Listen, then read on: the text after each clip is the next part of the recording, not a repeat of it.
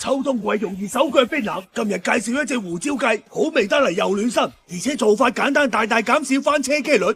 今日用咗半隻果園雞，叫老闆洗乾淨之後再去斬，翻到屋企就唔好再洗啦。調味就簡單，放一啲鹽，加一啲糖嚟提一提鮮，少量生抽嚟增香，幾滴老抽調色增加食慾。好味嘅關鍵就係鹽焗雞粉，適當放些少落去調一調味，再嚟一啲貴到識飛嘅蠔油，加一啲生粉落去撈勻佢咁就得啦。最後用啲油封一封面醃20分鐘，平底鑊油熱放啲雞落去，我哋用一個中火嚟煎到佢兩面金黃，唔使煎熟佢，因為一陣仲要焗。嚟一圈鬼雞尾去香增色，最後放入20克嘅黑白胡椒碎，黑胡椒同埋白胡椒嘅比例1比1就得啦。就咁樣炒佢10幾下，將胡椒嘅香味炒出嚟，然後我哋將佢暫時出鑊，唔使洗鑊，簡單爆一下剩低嘅胡椒碎，薑葱蒜落鑊，我哋將啲薑葱蒜爆一爆佢先。爆出香味之後平攤起身，跟住我哋就可以將啲雞放喺面，再嚟一圈鬼雞尾，用佢嘅蒸汽嚟焗熟啲雞，用中細火焗佢3-4分鐘咁就得啦。你哋嘅絲瓜有食錯咗啦，好似我咁樣做嘅絲瓜先係最好食嘅做法，又鮮又甜又簡單，完美演繹咗一場原汁原味嘅對碰。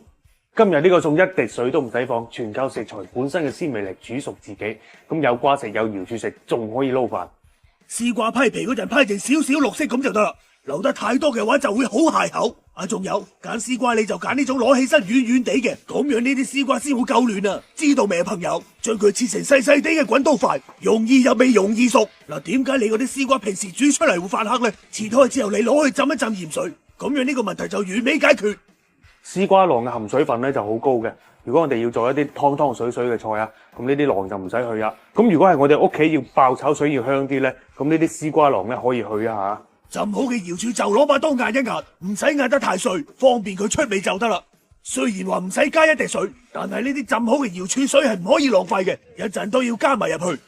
我哋依家慢火煸一煸啲瑤柱先，慢火將佢炒香炒乾水氣，炒到佢變變地色啦。我哋將佢撩埋一邊，放薑蒜落去，繼續用慢火炒，慢慢火炒，等料頭嘅香味慢慢釋放出嚟。蒜頭微微變色嘅時候，就可以將絲瓜放落去。呢個時候火可以開翻大啲，放一圈鬼雞尾去香增色，直至炒到絲瓜有啲軟啦，放翻剛剛嘅瑤柱水落去。因為啲絲瓜攞鹽水浸過，瑤柱亦都帶鹹味，所以呢度一粒鹽都唔使加落去。吸蓋中細火焗佢3分鐘。呢個時候絲瓜會不斷出水，加埋瑤柱一齊煮熟啲絲瓜，兩種鮮味互相交融。時間一到，打開蓋就可以馬上出鑊。呢啲湯先至係佢哋嘅精華所在，一啖飲落去鮮甜到你嘭嘭聲。你哋一定要翻去試下，做人最緊要開心。你今日笑咗未啊？什麼水煮牛肉、炒牛肉，全部靠邊站。白蘑菇、桑拿、沙茶、榨菜牛肉，佢先至係天選之子。做出嚟牛肉超甜超嫩滑，而且仲有小時候嘅味道。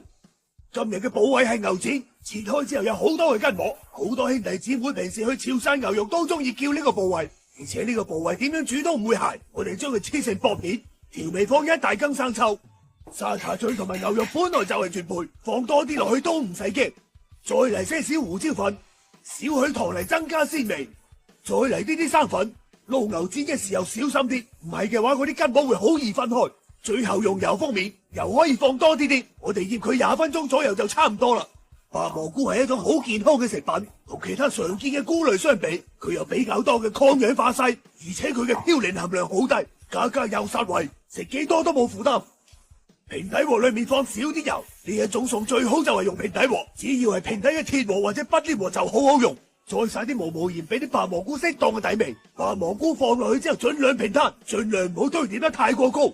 牛肉都係一樣，放落去之後平攤一下，保證佢熟得夠均勻。再嚟一包輕鹽榨菜，咁樣小時候嘅味道就有啦。沙茶醬同牛肉係絕配，榨菜同牛肉又係絕配，王牌對王牌，諗你都知道有幾好味。佢簡直係1+1大於3嘅化學作用。我哋冚上佢用中細火焗佢6分鐘，鮮味即達。最後可以灑上一啲蔥花，而底部嘅呢啲汁一定要攞嚟撈飯。咁樣做嘅牛肉真係好鮮甜，什麼水煮牛肉、炒牛肉，全部靠邊站。建議大家一定要去試下，做人最緊要開心。你今日笑咗未啊？每次當我整親呢一個餸，我個女肯定係第一時間爭住食。金不換炒花甲，花甲肥美又多汁，屋企嘅大人細路都好中意。關鍵係佢做法好簡單，仲易過煲一盆水。非常好吃。有請我哋嘅主角花甲王買翻嚟之後呢，就攞啲鹽去省一省佢，將佢表面有啲滑滑地嘅嘢省晒走。睇到未？真係省出好多核突嘢。將花甲清洗完之後，我哋介紹一下我哋嘅最佳女配角，呢個係九層塔。亦都叫金不換，一般賣冰鮮魚嗰啲檔口都有得賣。九層塔我哋只要佢啲鹽，嗰啲菌唔要。而家去調一個靈魂汁汁，一羹普寧豆醬，如露提鮮，可放可不放，放嘅話幾滴就夠。再嚟多2羹仔嘅糖和翻個味，蠔油都擠一啲落去，些少胡椒粉去腥增香。好啦，搞掂晒之後，我哋開始炒嘢。今日咧我就打算飛咗水再炒，咁咧會損失一部分嘅鮮味。如果生炒嘅話咧，如果係中間入邊有一滴有泥嘅話咧，成煲嘢就彎晒㗎。鑊裏面準備少少水，將花甲凍水落鑊，等佢一開口馬上撈起身。呢啲水我哋唔可以浪費，啲花甲嘅精華喺晒度啊！我哋不一開起身，攪勻之後，呢一個就係我哋嘅炒汁，好似仲未夠，加多半顆落去。好啦，而家差唔多啦，擎起鑊爆香薑蒜，慢慢火咁樣爆，爆到啲蒜頭開始變色，講講嘅炒汁倒落去，水滾之後，花甲同埋金不換一齊落鑊，炒嗰陣唔好咁大力炒，一大力炒啲花雞肉跌晒出嚟，啲水滾起晒之後，打翻個芡落去，一樣係咁樣慢慢推，慢慢推，千祈唔好炒乾啲水，花甲就要有肉有汁咁先叫惹味。好啦，我哋一直收汁，收到花甲可以掛汁嘅狀態，嚟啲包尾油嚟炒翻靚佢。炒佢幾下馬上出鑊，有冇食？好吃，有幾多隻？非常好吃。咁樣做嘅豬腰牛肉焗飯方便好味又有營養，而且豬腰一啲臊味都冇，牛肉又滑又嫩，而且佢可以幫我哋揾翻以前做細路仔嘅味道。因為煮飯要一段時間，所以我哋首先煮咗煲飯先，一陣嘅肉會有水分滲出，所以水要比平時減少一啲。豬腰啊，有啲深色啲，有啲淺色啲㗎。咁到底點樣揀啊？咁根據老闆嘅口供咧，佢就話深色嗰啲啊，佢因為放得未夠乾淨，所以咧佢嘅顏色就會比較深啲。咁呢啲淺色嘅就會放得乾淨啲，咁自然啊個臊味就會減少好多啊。我哋將白色嘅腰酥全部片咗佢，呢啲白色嘢食一啖就要你懷疑人生。如果你把刀唔夠利嘅話，你最好叫老闆幫你整。切片之後放鹽、生粉、白醋，我哋將佢2分鐘左右。洗乾淨之後，我哋去幫佢索一索水先，呢一步好重要，一定要做。唔咁做嘅話，成煲飯就會食懵懵咁樣。跟住我哋去切一啲牛肉，每一片切成2毫米左右嘅樣子。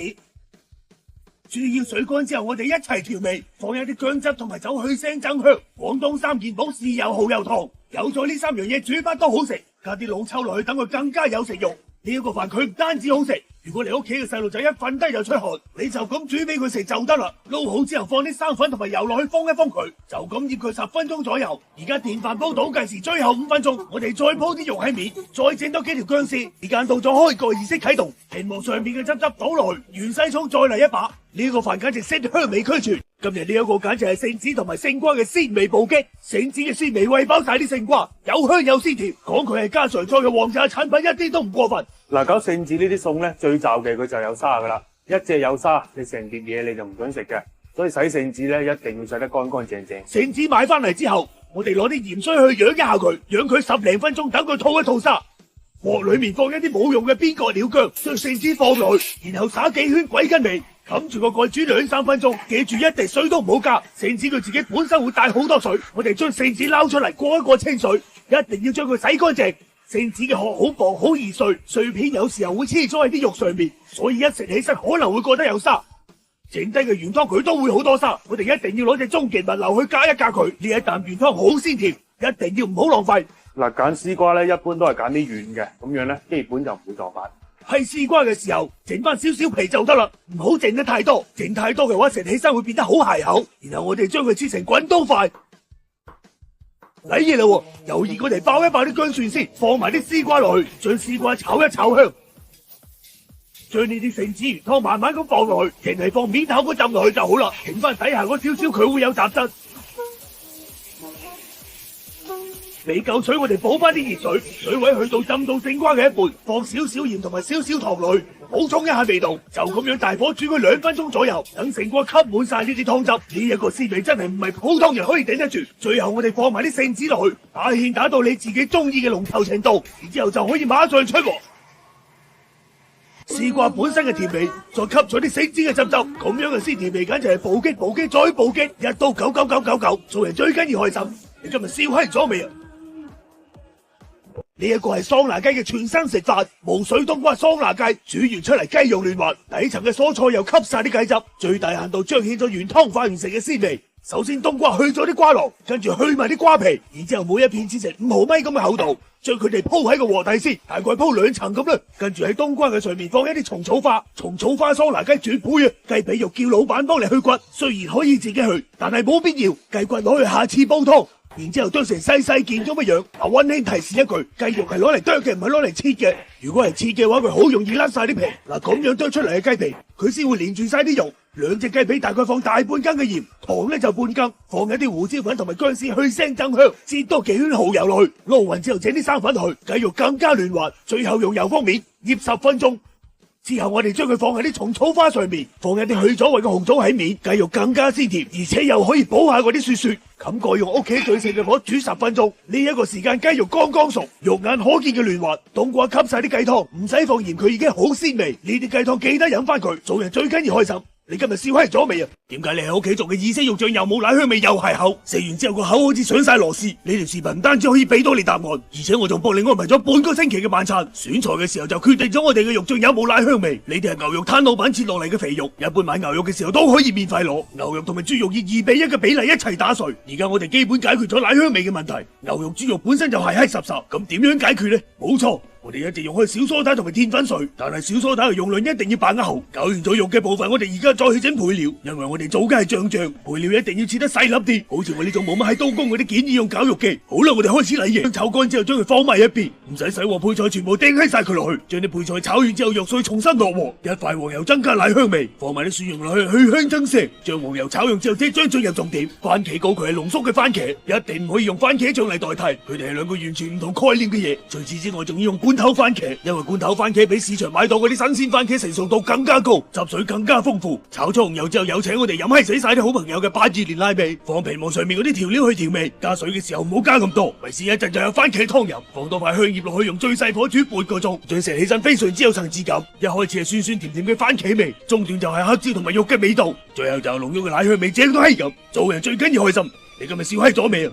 日日喺度炒餸嘅你哋係咪厭食厭晒？今日教你哋整翻個好慳功夫嘅咖喱雞飯，一家人3碗飯1道菜，輕鬆搞掂你嘅選擇困難症。人又執劑，夜又執劑。上湯雞去巷仔，叫老闆去骨嘅雞髀肉，切成你自己想要嘅大細，調味放啲鹽、白砂糖、胡椒粉同埋料酒去香增色，再嚟啲豉油同埋生粉，執佢兩劑之後放花生油落去封面，大概醃10零分鐘左右。咖喱雞可以冇雞，但係唔可以冇薯仔，冇咗薯仔嘅咖喱雞就好似冇咗薯仔一樣，將佢切成雞髀肉咁嘅大細。紅蘿蔔有啊放冇啊鳩就，煎雞肉你想佢唔黐底，就攞啲油潤喺咗鑊先，潤好之後將佢倒出嚟，煎雞用嘅油少少就夠，用大火去煎。我哋並唔係為要煎熟啲雞，我哋只需要將佢封一封邊，食起身更加香更加嫩。兩邊大概各煎佢1分鐘左右，射啲公民包落去去香增色，炒到啲火熄晒，代表酒精度已經揮發，唔使炒咁耐，求其俾個黃金甲就得噶啦。冇黐底就唔使洗鑊，蘿蔔同埋薯仔一齊落鑊，又係煎一煎佢哋，繼續唔使洗鑊，留翻剛剛煎個蘿蔔薯仔嘅油喺入邊，放2塊咖喱塊落去，用細火將佢慢慢炒化，一定要用細火，一用大火就燶閪晒噶啦。但係你唔炒佢又唔好食，即係焗住炒啊發溫，放埋啲洋蔥落去，繼續炒翻佢1分鐘左右。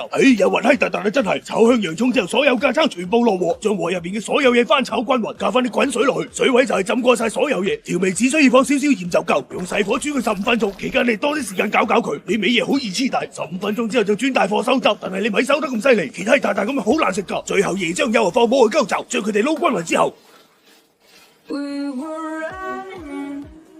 相信我唔使吹，你都知道呢碟飯有幾好食，薯仔嗦晒啲味一夾就斷，咁你仲睇條鐵咩？快啲翻去試下啦！做人最緊要開心，你今日笑閪咗未啊？